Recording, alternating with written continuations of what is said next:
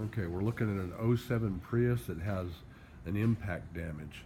The impact was from the front, came through and took the gravel shield down.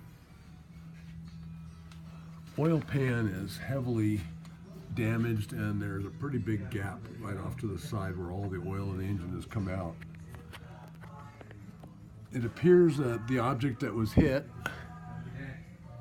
was maybe a railroad tie or something off-road, because we've got chunks of wood and debris stuck in the undercarriage. But whatever it was that actually took out the oil pan came back down along the frame. You can see more of the debris up here,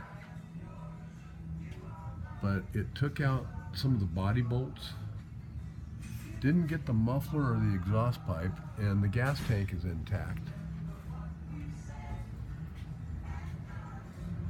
There's enough oil on this tire to suggest that all the oil out of the engine came out really quick.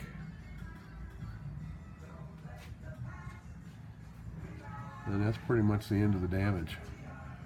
But we suspect that this engine is hurt.